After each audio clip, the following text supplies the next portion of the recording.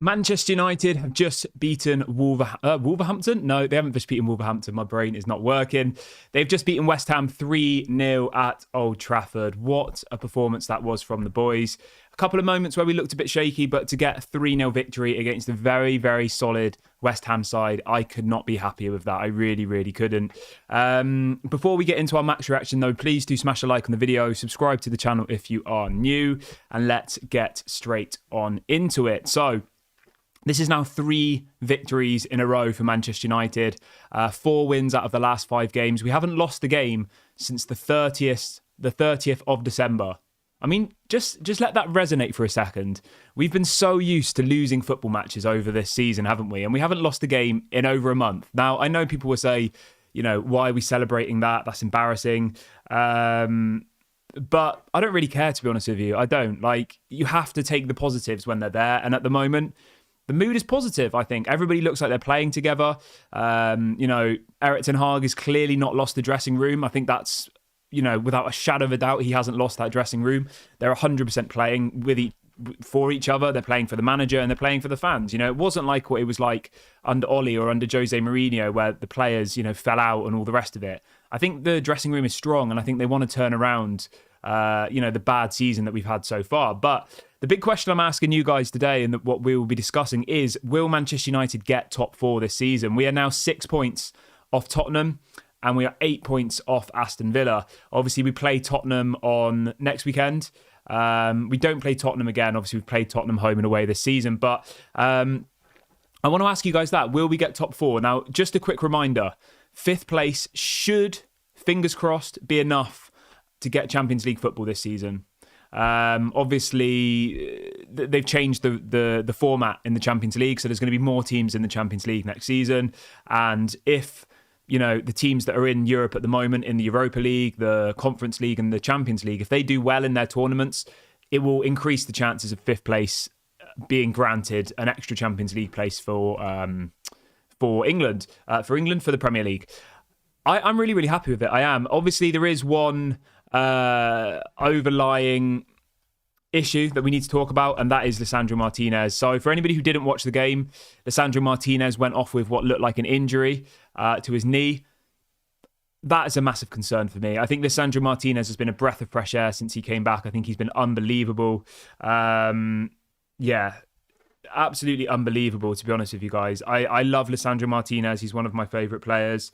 But yeah, let me know what you guys think about this. Like, how big of a miss is Lisandro Martinez for Manchester United? For me, I think it's a huge miss. I really, really do. Now, obviously, we've got to keep our fingers and toes crossed that, it isn't as bad as what it looked like on the pitch. Obviously, again, for anybody who didn't watch the game, it looked like he kind of locked his knee in a funny position. He went down injured. He tried to walk it off. He went down injured again. And then in the end, they eventually substituted him, which was obviously the correct decision. But overall, guys, I honestly could not be happier with that performance today. I know, West Ham at points looked okay, but I don't think there was ever any moments where I was really, really worried. I'm a little bit tired today. I was out last night. So, I was watching the game and I didn't have any heartburn. I didn't have any, anxiety. I felt pretty relaxed, which watching Manchester United is quite rare. Now, if you look at the stats, which I know some people don't actually care, but let's talk about the stats really, really quickly, because the stats are quite interesting and do make quite an interesting read. So the overall from me is super positive. We've won the game 3-0. I'm not going to sit here and be negative because that would just be stupid. Anybody who watches this channel, that I'm 100% behind Erik ten Hag. I'm 100% behind these players to get us what we, demand really from this season, and that's at least some European football. Whether or not certain people need to go in the summer, that's a whole conversation for another day. But for the time being, I'm behind Maguire, I'm behind McTominay, I'm behind some of these other people who are kind of on the fringe of the squad, the Lindelofs. All of these people are going to have to contribute if we're going to get top 4, 5, 6, whatever place it might be. Now, as I said, if you actually look at the stats of today's game, they do make quite interesting reading, and I think that some of the West Ham fans might feel a little bit hard done by today, because 3-0, that's a thrashing, really, isn't it? For Manchester United anyway, we barely score 1 or 2 goals usually. And when we do score 1 or 2 goals, we usually concede 1 or 2 goals. So for Man United to win 3-0 against West Ham, who are doing really, really well at the moment. That is a massive result. And don't play it down. I don't want people to say, oh, it's only West Ham. I know West Ham have had a little bit of a bad run of form over the last couple of games. I know they've been drawing quite a lot, but they've beaten some big teams over the season. They beat us 2-0 like literally a month ago. They beat Arsenal 2-0 at Arsenal. Like, they are a good side. They're not, to be laughed at. But if you actually, as I said, if you actually look at the stats from today's game, right, we had 51% possession. I can't complain about that. We had 5 shots on target in comparison to West Ham's 3 shots on target. The one bit which is really, really interesting, and I know some people don't care about stats, but I just think it's interesting to talk about a little bit. The expected goals for the game, okay? And this might surprise some of you. So Manchester United's expected goals for the 3-0 victory today was 0.8 goals. So when they take all of the shots, all of the opportunities that Man United had today, the computer has generated that from today's match, we were expected to score 0.8 goals. So effectively, we were not even a goal, like nearly a goal, right? Whereas West Ham, theirs was 1.7. So I don't know, maybe the West Ham fans feel a little bit hard done by, but, at the end of the day, guys, that's football for you, okay? That is football. Sometimes, sometimes it doesn't really matter. We've played against teams before where they park the bus, have 1 shot on target, and they win the game. So for me, I think it was a composed game. I was feeling quite relaxed throughout it, which, as I said, is a rarity for me watching Manchester United these days. Usually I'm hiding behind the sofa or, having to get the pack of Rennies out because, you can feel the heartburn brewing. So for us to get a 3-0 victory against a team who are also in that kind of race for the top 4, 5, 6, whatever place you want, it's massive for us. And we are now 6th.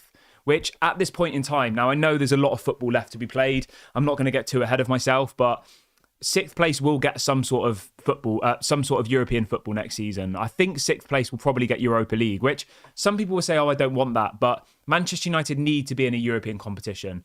The Conference League would be devastating. That would be absolutely devastating. I think I would agree. I would rather not be in the Conference League.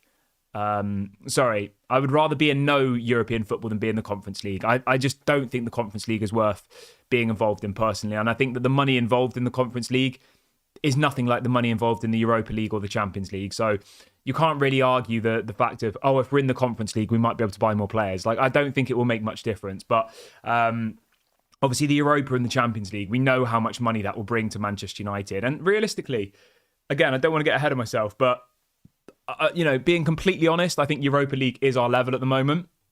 And I think that if we were in the Europa League this season, I think we would go quite far. Now, I'm not saying we'd win it because there's teams like Liverpool in it. Obviously, West Ham are in it, who we've just beaten. Teams like Brighton. Like, there are some really, really good teams in there. Atalanta, Villarreal, Bayern Leverkusen. There's some really great teams in the Europa League. And I think that we just have to realign our expectations at the moment. We're in a rebuild still. We've had a new manager who's only been here for a year and a half. Arteta's been at Arsenal for 4 or 5 years. They've won 1 trophy. Eric Ten Hag's been here for just over a year. He's won 1 trophy. Okay, I understand Arsenal are playing better football than us. But if you look at the squad that Arsenal have now, not a single one of those players are the same people when Arteta came in. He got rid of all of them. And I think that we have to just give Eric Ten Hag a bit of credit here. He's obviously not had the best of seasons, but when you look at the team that we've got today versus the team we had a couple of weeks ago, where you had Amrabat at left back, you had Maguire and Johnny Evans, you had Scott McTominay and Eriksen as the midfielders, you had Anthony on the right wing. Like, it's almost a completely different starting 11. This is clearly our best starting 11, and it doesn't surprise me now that we've just got 4 wins in the last 5 games since that Wigan match where our players started to come back. So I think Eric Ten Hag deserves a lot of credit, really, to be honest with you guys. I think, I was worried for his job. I really, really was. We've got 2 massive away games coming up now. If we were to get a result against Aston Villa, I think we're firmly in that top 4 race. But I want you guys to get involved in the poll. 74% of you think we'll get top 4. That's interesting. I don't think we'll get top 4 personally, but I think we'll finish 5th.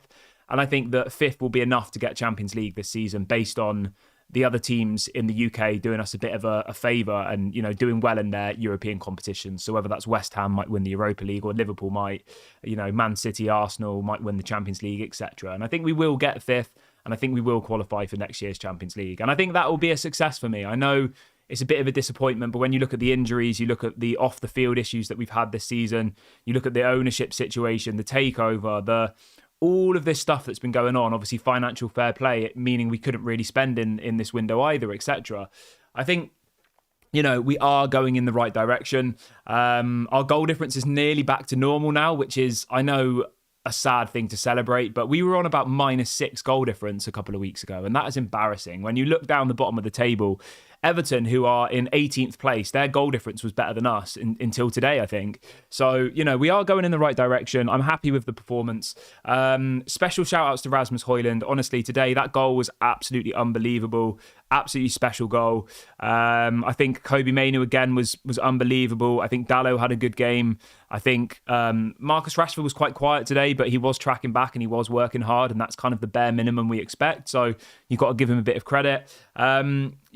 Overall, I honestly could not be happier with 3-0. Clean sheet. That hopefully gives Onana a bit of a confidence boost. He made a couple of big saves in the first half. I know he probably should have saved all of them. I know it wasn't like he made a world-class save, but he made saves that, in my opinion, over the last couple of months, he might not have saved. So I think I know it's a little bit embarrassing to celebrate, but as I've said to you guys many, many times before, we need to realign our expectations as Manchester United fans now, okay? It's easy for us to sit here and say, oh, we should be winning the Champions League. We should be winning the Premier League. Like, we haven't done that for 10 years plus. That is not the club we are at this point. And we have to trust the manager, trust Omar Barada, who's come in as the CEO, trust whoever the director of football is, and get behind Jim Ratcliffe. I know he wasn't the owner that a lot of us wanted. I know that he's facilitated the Glazers, but this is where we are. We've got to stay positive, and we've got to try and just keep this positive mentality and move forward. Let's see what people are saying in the chat. Big up to Fred. Fred says, throw the Rennies away, buddy. We are on the way up. That's exactly what we like, mate. I hope you're doing well, and I hope you enjoyed that game. And thank you again, Fred, for all of your support on the channel. Everyone who's just joined, please smash a like on the video and subscribe, by the way, if you haven't already. Willan says, without Martinez, we're a mid-table team.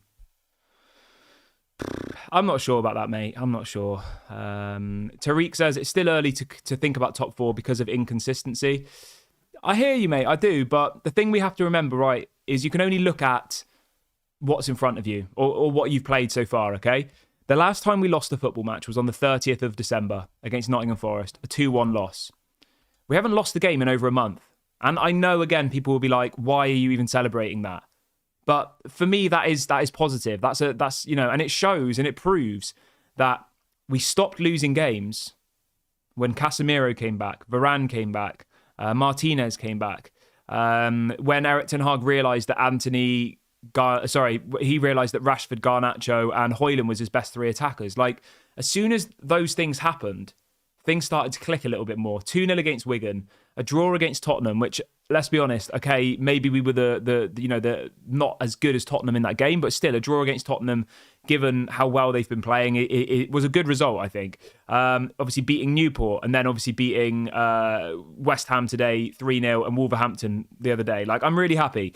Rasmus Højlund has just done a little interview, and I've got a couple of quotes here for you quickly. He says, I remember a month ago there was a talk about me and Garnacho not scoring enough goals, but we are both still young, just growing every day. You can see the connection between us already. That moment, right, where Garnacho, Rasmus Højlund, and Kobbie Mainoo were all sat on the billboard sign, that is our future right there. Just go back and watch that bit and take in that moment. Those three are the future of Manchester United. That is our future right there. Whether Rashford leaves in a few years, Bruno leaves, like, that's inevitably going to happen. Whether you like Bruno or Rashford or any of these types of players, Maguire's, they're all, maybe not Rashford, but Bruno and Maguire, I think, are both 30, nearly 30. Like, they're not going to be here for the future. In 10 years' time, Bruno will not be at Man United, no matter how good of a player he is, because he'll be 40. But Kobbie Mainoo's 18. Garnacho's 18. Like, both of them will be 28 in 10 years. Just let that sink in for a minute. And even Rasmus Højlund, he's turned 21, I think it was today. Like, he'll only be 31 in 10 years. You look at some of the other players around the Premier League who are still doing well at that age. I mean, Callum Wilson is an example. Callum Wilson's 31, I know there's probably better examples, but that was just who I could think of off the top of my head. I'm going to wrap the video up here, guys. I hope everyone is feeling positive. I hope everyone is feeling happy. As somebody says in the chat, we've got to celebrate the small wins. You have to. What's the point in, what's the point in sitting there being negative? Like, it's pointless. Yes, maybe on another day, West Ham could have won that game. Maybe, I don't know. I just don't see the point in living life like that. We've been through such a miserable season. We've won the game 3-0. West Ham have been beaten, and I'm happy. I'm going to go and have a roast dinner now, which makes me even more happy. So I hope everyone has a good Sunday. I'll be back tomorrow morning as usual. Normal business, normal service resumes. 11 a.m. tomorrow. Make sure you're here. We'll continue, obviously, talking about the game tomorrow. I hope everyone has a good evening. I'll speak to you all later. And yeah, enjoy your evenings, everyone.